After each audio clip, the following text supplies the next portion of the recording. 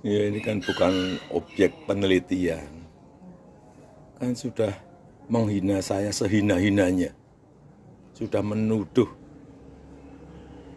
ijazah itu ijazah palsu. Sudah merendahkan saya serendah-rendahnya. Ya nanti dibuktikan lewat proses hukum. Nanti akan kita lihat di proses di pengadilan seperti apa. Artinya kalau untuk pelaporan itu bisa untuk peringatan ke pihak lain gitu nggak Pak yang melakukan yang sama? Nanti akan menjadi pembelajaran kita semuanya. Dan menurut saya hari ini dalam tantangan global yang sangat berat, yang diperlukan negara kita adalah sekarang ini kompak, saling berangkulan, menjaga persatuan kesatuan, terutama elit-elit dan seluruh masyarakat, agar tantangan berat yang dihadapi semua negara yang kita hadapi itu bisa kita selesaikan. Bukan hal yang mudah sekarang ini. Harus semuanya berangkulan, bersatu menghadapi tantangan global yang tidak mudah. Ya, saya rasa itu. Nggak datang ke sidang hari ini seperti apa Pak? Semuanya sudah kita berikan kuasa kepada tim kuasa hukum, baik untuk mediasi maupun untuk urusan gugatan perkara. Artinya siap untuk menuju sidang pembuktian nih Pak? Siap untuk melanjutkan sidangnya? Iya. Kalau lanjut ke persidangan nanti apakah nanti juga akan datang Pak? Jika nanti lanjut mediasi selesai lanjut ke persidangan apakah nanti akan datang? Kalau diperlukan. Pun akan juga membawa ijazah? Kalau diperlukan. Siap. Pak yang lain Pak? Kemarin misalnya kita di Polda Metro Jaya diharuskan membawa ijazah asli, ya kita bawa. Semuanya dari SD, SMP, SMA, universitas semuanya kita bawa. Saya akan menyerahkan kalau memang saya dipanggil untuk mengklarifikasi hal yang perlu diklarifikasi, ya saya datang. Ini menyerahkan, tentu saja menyerahkan dokumen yang saat ini sangat penting. Ya. Saya mengutusnya orang yang saya percaya. Ya, Pak, berarti sekarang posisi ijazah aslinya masih ada di baris Di baris krim. Nanti kalau sudah selesai pasti akan diberitahukan, kemudian kita ambil. Seluruh ijazah Pak? Iya. Mulai dari SD sampai kuliah? Yang masih di sana yang SMA sama yang kuliah. Supaya tahu ya, di baris krim itu ada aduan. Ada aduan dari seseorang.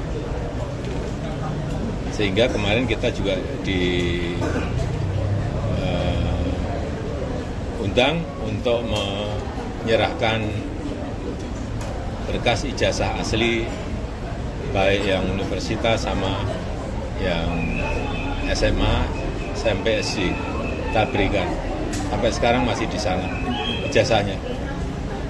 Yang kedua, ada yang kita melaporkan, itu di Polda Metro, itu beda lagi. Tolong ada lagi yang di sini, di Solo, itu perdata. Beda lagi.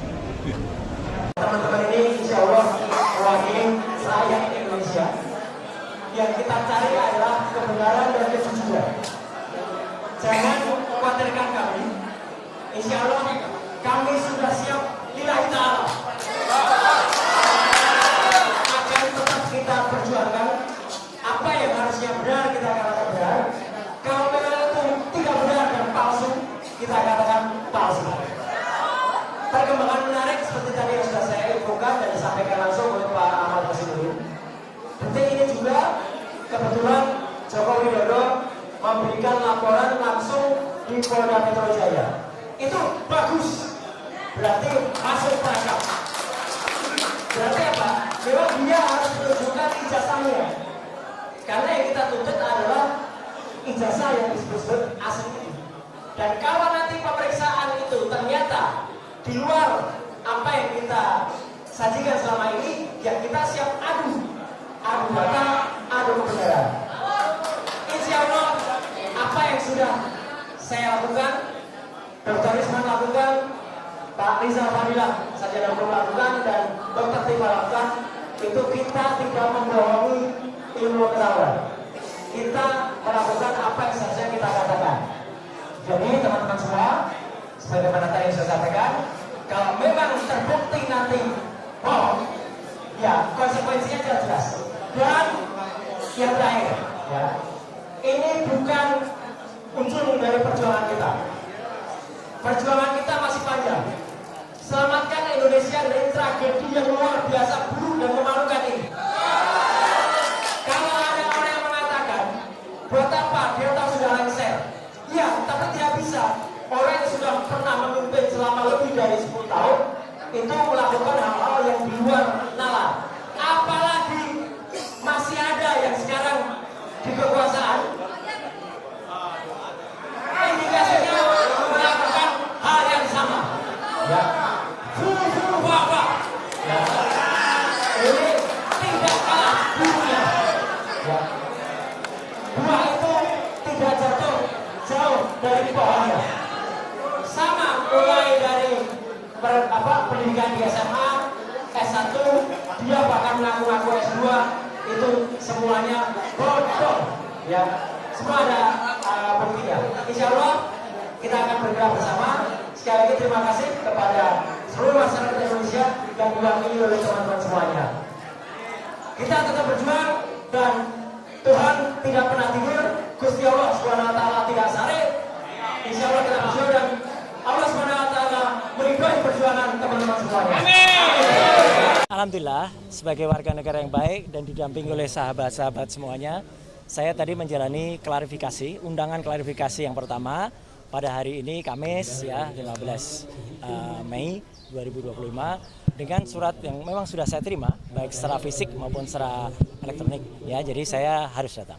Dan saya memang juga menyayangkan gitu karena ada beberapa yang sudah disebut-sebut namanya ya, tapi kasihan yang bersangkutan seperti Pak Abraham Samad ya, namanya udah disebut bahkan dikatakan mangkir, padahal yang bersangkutan belum terima surat gitu loh. Itu kan sebaiknya sistem persuratan atau administratif di Polda Metro Jaya lebih baik diperbaiki lah gitu. Jangan sampai kemudian mengorbankan teman-teman yang sudah disebut-sebut tapi ternyata belum ada, termasuk juga Bang Resmon ya, sudah disebut-sebut tapi ternyata belum ada suratnya. Nah, jadi klarifikasi saya tadi alhamdulillah berjalan cukup lancar dari jam 10 sampai dengan ini di break jam 12.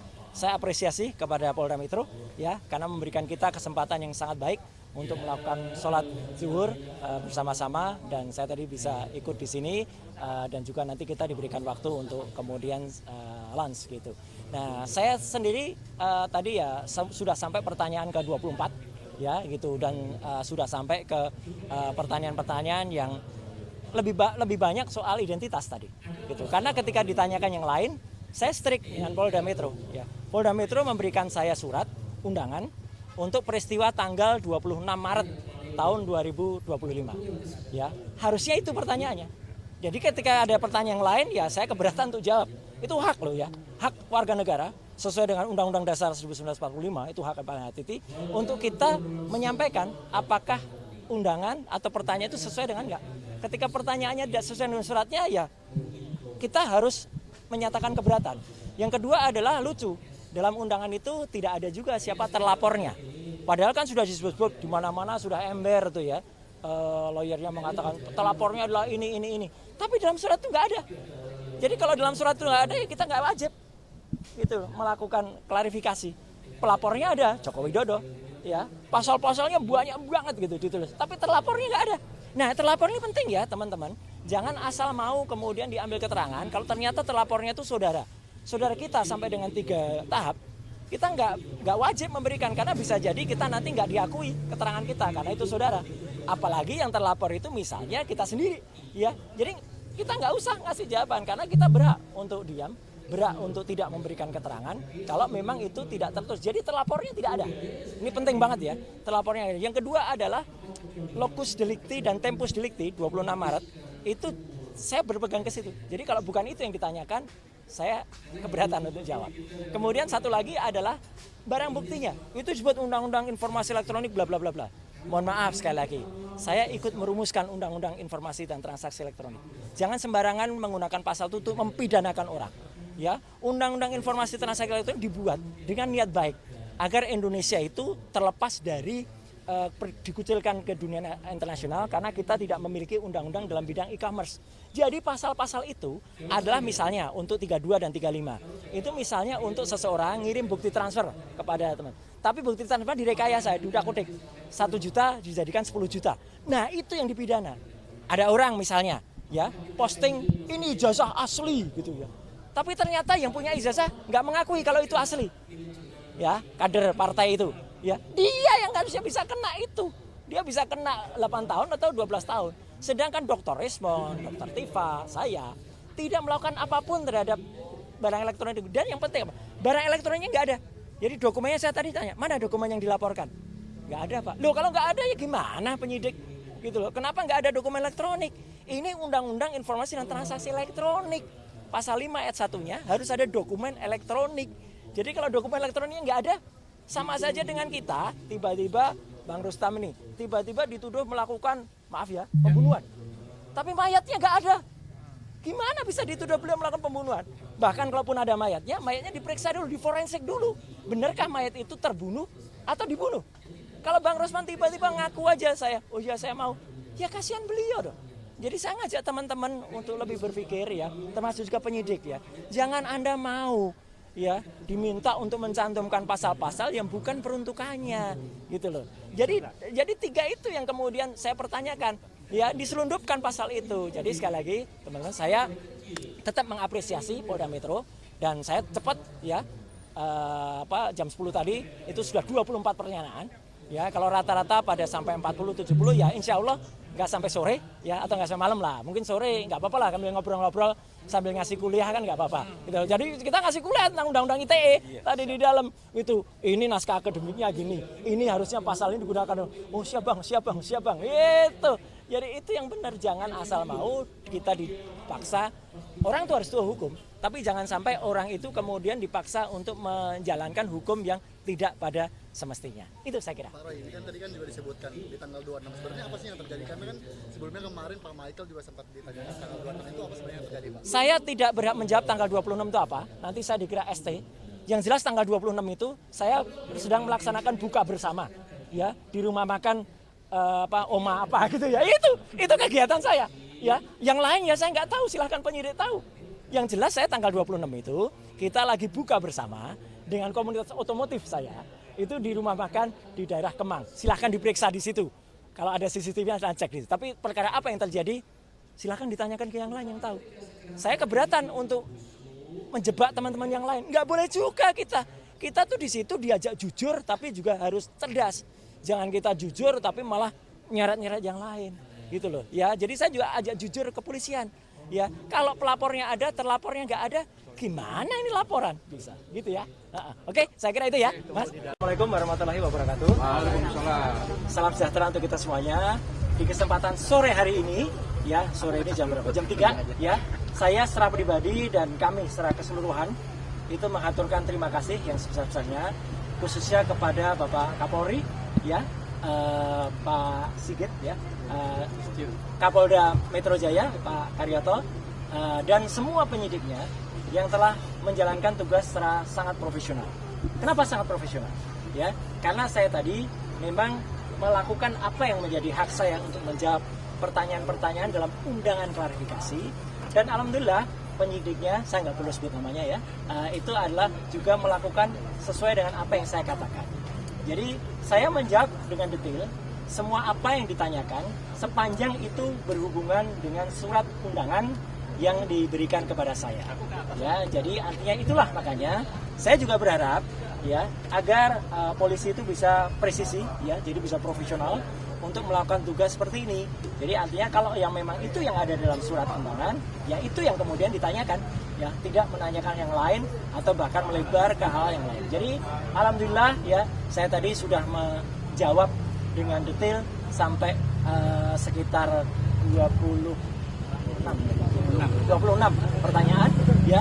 dengan jumlah halaman sekitar 22 lebih ya. Dan saya juga menyampaikan jawaban saya atas pertanyaan-pertanyaan pada laporan. Dan saya juga saya tadi juga sampaikan dalam jawaban ya. Saya harap tugas profesional polisi itu persis sama yang dilakukan terhadap saudara pelapor ya. Pelapor itu melaporkan belum ada yang terlapor gitu. Jadi melaporkan atau membuat laporan ini pada tanggal 30 April 2024 dan langsung terbit hari itu juga ya surat perintah penyelidikan pada tanggal yang sama. Ini luar biasa. Ya, kalau ini dilakukan untuk semua masyarakat tentu akan sangat senang karena laporan bisa cepat dan kemudian tegas, presisi langsung. Hari itu juga lapor ke SPKT, hari itu juga langsung buat BAP, hari itu juga kemudian terbit surat perintah penyelidikan dan bahkan undangan. Ya, jadi saya harapkan sikap itu juga ada pada semua pelaporan yang ada. Jadi jangan bedakan masyarakat yang ada. Jadi kami ini juga dengan cepat juga diberikan undangan klarifikasi, tapi juga kami juga cepat juga bisa diselesaikan karena kita sama-sama insya Allah kita mengerti hukum. Ya, kalau kita mengerti hukum ya begini. Jadi artinya apa yang ditanyakan, apa yang dijawab. Saya tidak perlu menjawab apa yang tidak ditanyakan, apa yang tidak ada dalam surat. Itu aja saya kira. Konfirmasi Mas, ya. Pelapor di tanggal 30 itu siapa? Pelapor di tanggal 30 itu yang saya baca tadi itulah insinyur tulisannya gitu ya. Ya, Insinyur Haji Joko Widodo. Tadi yang digali oleh penyidik di dalam apa saja yang terkait dengan laporan ini? Ya, 22 pelaporan itu banyak soal bagaimana dulu hidup saya, kisah saya. Ya, saya SD, SMP, SMA, ada ijazah semua ya. Ya. Kemudian S1 UGM asli, S2 UGM asli, S3 UNJ asli. Ada ijazahnya? Ada lah, jelaskan semua gitu. Dan kemudian apa profesi saya sekarang? Saya profesi sekarang sebagai konsultan telematika dan multimedia. Kemudian saya diminta menjelaskan apa itu telematika. Telematika adalah telekomunikasi, media dan informatika untuk bisa menganalisis. Jadi saya saintis ya, menganalisis secara independen segala hal yang berbau dengan suara, foto, video dan lain sebagainya. Bahkan saya juga diminta dari menjelaskan perjalanan hidup saya. Ya saya jelaskan dulu saya sempat jadi dosen sekitar 8 tahun di UGM ya. Kemudian 10 tahun saya dosen di ISI, Institut Seni Indonesia. Kemudian saya sempat menjadi anggota KPI ya, Komisi Penyiaran Indonesia Daerah Istimewa Yogyakarta. Saya sempat juga masuk sebagai anggota DPR Komisi 1, komisi yang menangani undang-undang ITE, undang-undang keterbukaan informasi publik dan lain sebagainya. Dan kemudian saya sempat membantu Presiden SBY menjadi Menteri Pemuda dan Olahraga di tahun 2013 dan saya kembali menjadi anggota DPR lagi sampai dengan tahun 2019 dan sekarang saya sebagai konsultan independen. Jadi selaku konsultan independen, saya independen. Ya, saya berhak melakukan apa yang menjadi tugas saya dan kemudian saya berhak menyampaikannya kepada masyarakat sepanjang dengan ilmu pengetahuan dan menjadi keterbukaan informasi publik. Itu aja yang ditanyakan tentang itu. Kemudian tentang ada beberapa hal yang lain yang ditanyakan, apakah soal video begini, saya hanya jawab singkat saja. Apakah itu ada pada surat laporan tertanggal 26 Maret 2025. Ketika ditanyakan tidak terkait dengan itu, ya sudah. Jangan tanya saya yang tidak ada kaitannya dengan itu. Ya, jadi kalau tidak ada itu, jadi lokus dan tempusnya tidak sama dengan apa yang ada pada surat undangan, ya sudah, itu tidak perlu dijawab. Ibaratnya kalau kita mengerjakan ujian, ya teman-teman semua, ya masyarakat, kita diminta untuk belajar tentang fisika. Ternyata nanti pertanyaannya soal kimia, ya jangan dijawab. Uang kita tugasnya adalah menjawab soal fisika. Jadi itu sama cerdasnya. Alhamdulillah tadi penyidik juga cerdas. Siapa? Jadi kalau Bapak tidak menjawab, saya tidak menolak jawaban. Tapi saya keberatan dijawab, ya sudah. Artinya clear semuanya. Kemudian itu ada poin-poin sehingga saya juga tidak menyiksa teman-teman untuk harus menunggu sampai tengah malam. Ya, saya juga tidak menyiksa penyidik dan pembuat laporan. Saya harapkan juga tidak menyiksa masyarakat.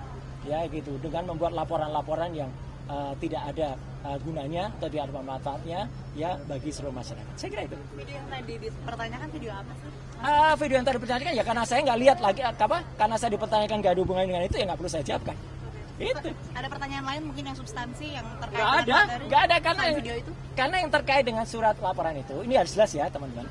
Jadi ini clear banget ya. Ini clear banget. Jadi LP itu ada pelapornya, tapi lucunya nggak ada terlapor.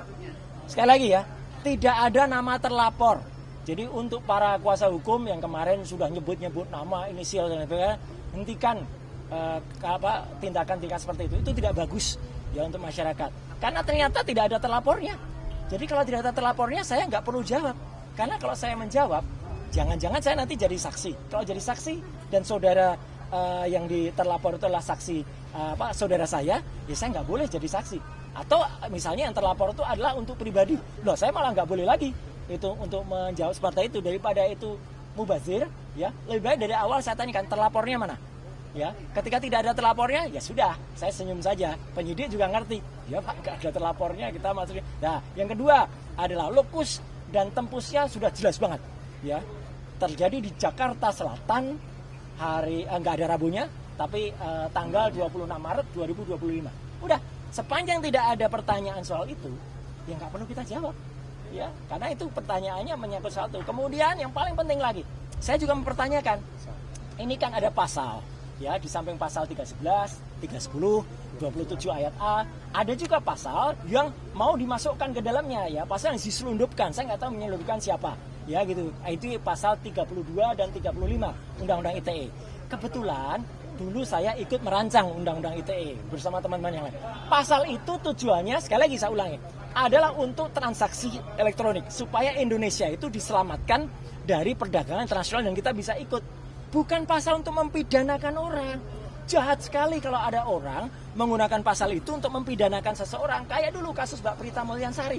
Jahat sekali. Ya, Omni Batavia waktu itu mempidanakan Mbak Prita gitu loh. Sama dengan ini. Karena pasal itu ancamannya sangat tinggi. Dan pasal itu misalnya, saya kasih contoh. Ada orang ya mentransfer 1 juta. Kemudian dalam bukti transfernya saya ubah jadi 10 juta. Itu saya bisa kena pasal itu di pasal 32. Ada orang memposting sebuah dokumen elektronik, namanya ijazah misalnya. Dia katakan itu asli, gitu. Padahal ternyata orang yang punya ijazah mengatakan, saya nggak pernah mengeluarkan ijazah itu loh. Lah berarti yang memposting ijazah itu salah seorang kader dari partai itu. Kena pasal itu harusnya. Justru itu ya kalau yang smart begitu. Jadi saya tadi tanya, dokumen elektroniknya mana? Belum ada Pak dokumen elektroniknya. Ya sudah. Kalau belum ada dokumen elektroniknya ya nggak usah diterima. Jadi saya tadi tidak minta berhenti, tapi memang selesai pemeriksaannya. Selesai karena nggak ada lagi yang bisa ditanyakan, ya. Karena jawaban saya smart, sharp pada pertanyaan-pertanyaan yang harusnya ditanyakan. Dan penyidik sekali lagi anak buah Pak Kapolda dan juga anak buahnya Pak Kapolri menjalankan itu dengan baik. Dia juga nggak ngeyel, ya. Dia tanya, oh iya Pak, baik Pak. Kalau profesional dan malah kita kasih kuliah tadi panjang, Mirga ngobrol di dalam bagus sekali. Dan juga bagus, jam 12 tadi saya diberi waktu untuk sholat zuhur, makan, sholat. Kemudian juga hari ini begitu sudah selesai, ya selesai, udah di print, clear. Semua sudah saya teken, tanda tangan, ya.